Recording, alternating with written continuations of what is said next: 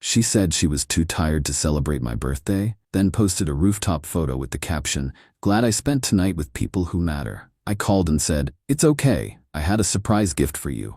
Maybe I'll just return it." She showed up at my door 20 minutes later, smiling, only to find I wasn't home and a note taped to the door that read, "Welcome home, cheater." 17 missed calls later, she's still outside.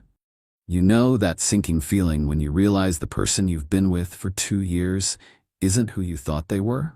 That moment when everything clicks into place and suddenly all those little things that never quite made sense finally do? Yeah, that was my Tuesday night. For context, I'm Alex, 32. My girlfriend Rachel, 29, and I have been together just over 2 years. We've maintained separate apartments, enjoying our independence, while still spending most weekends together. Things had been mostly good, the usual ups and downs, but nothing major. At least that's what I thought. Tuesday was my birthday. Nothing milestone, just turning 32.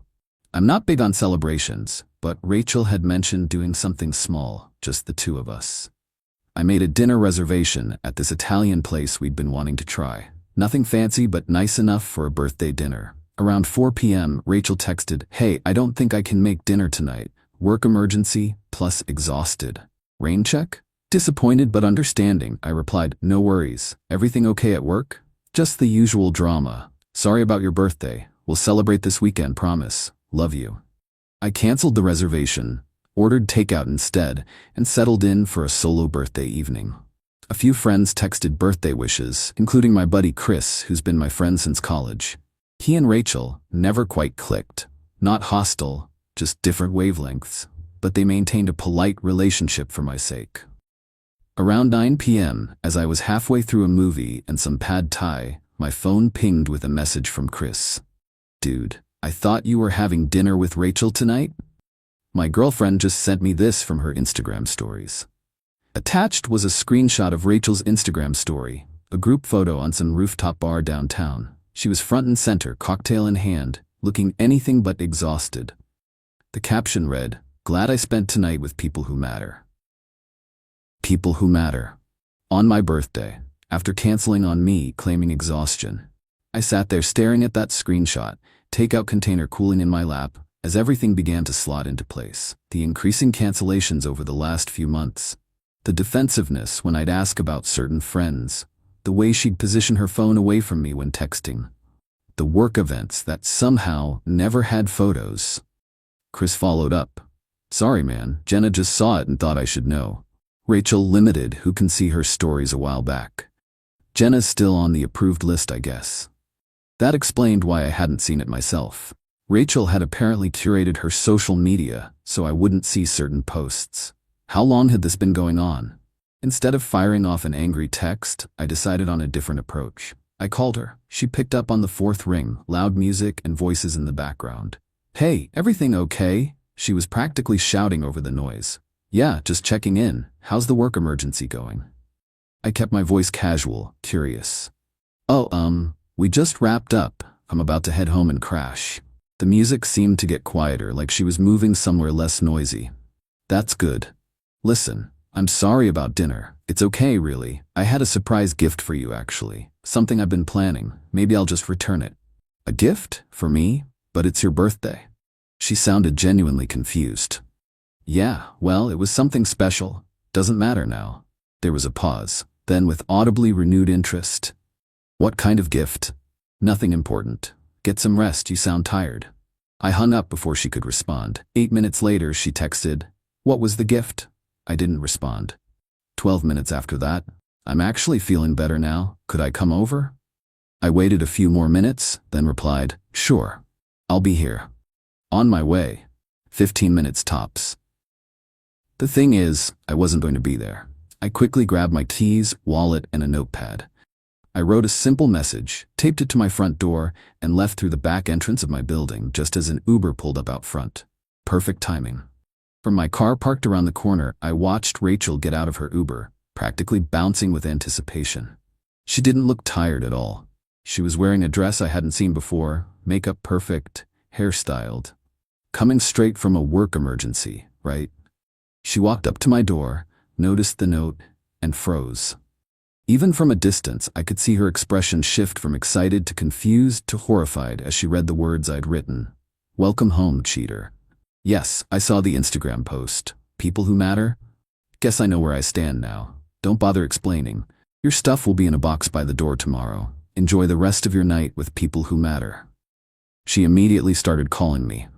I silenced my phone and watched as she pounded on my door, peering through windows. After about 10 minutes of this, she sat down on my doorstep, still calling repeatedly, then alternating with texts.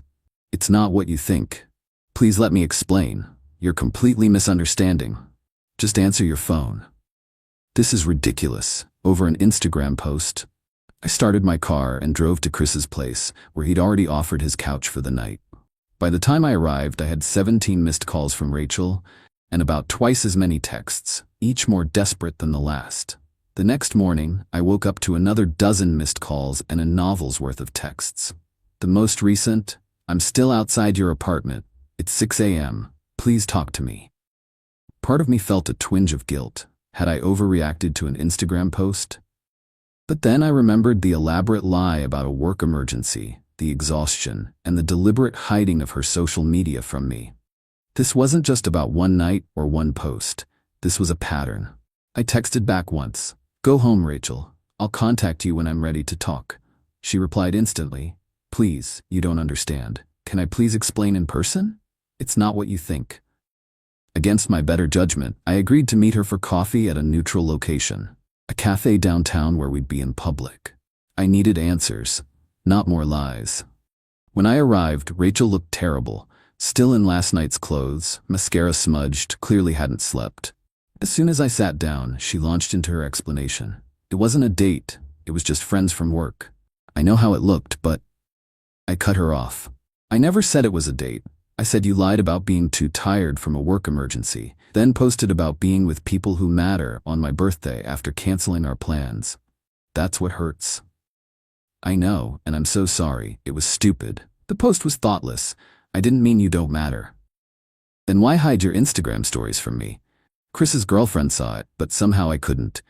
You've been curating what I see, Rachel. For how long? She looked down at her coffee. A few months, but it's not what you think. Then what is it? That's when she dropped the bombshell. I've been trying to make you jealous, she admitted, her voice small. Things have felt, I don't know, routine lately. You've been distracted. I thought if you saw me having fun without you, maybe you'd pay more attention? Try harder? I sat back, stunned. So you deliberately asked Jenna to show Chris that Instagram story knowing he'd send it to me? She nodded, unable to meet my eyes. I didn't think you'd react like this. I thought you'd just, I don't know, want to spend more time with me or something. So there was no work emergency? You lied about being tired, so you could go out on my birthday, post about it where you knew I'd eventually see it, all to manipulate me into trying harder? When you put it like that, it sounds awful. Because it is awful, Rachel. It's manipulative and childish. If you felt neglected, you could have talked to me like an adult. I tried. You always say everything's fine. And this was your solution? Lying and manipulative games?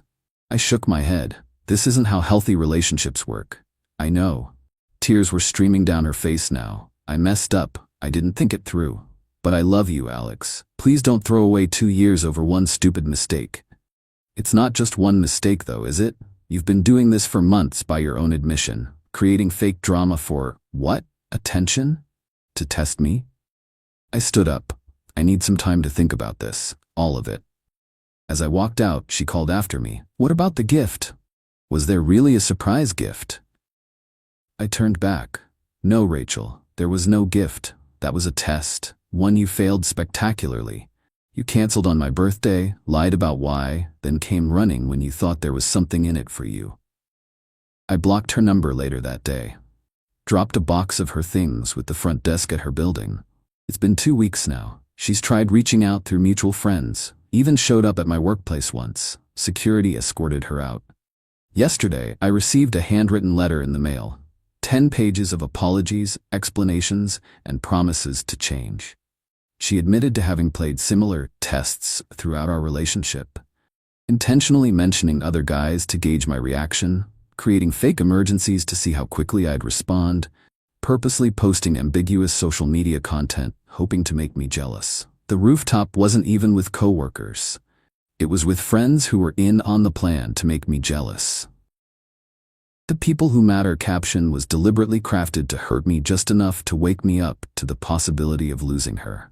2 years of what I thought was a good relationship, and it turns out I was just an unwitting participant in her emotional games. I haven't responded to the letter. I'm not sure I will. Some betrayals aren't about sex or other people.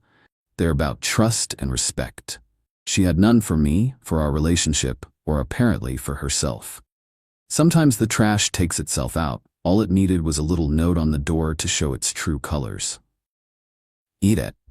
Thanks for all the comments. To the people saying I should have just talked to her first, I get it, but the Instagram post wasn't what ended our relationship. It was the elaborate lie about why she couldn't celebrate my birthday, followed by the revelation of months of manipulative behavior.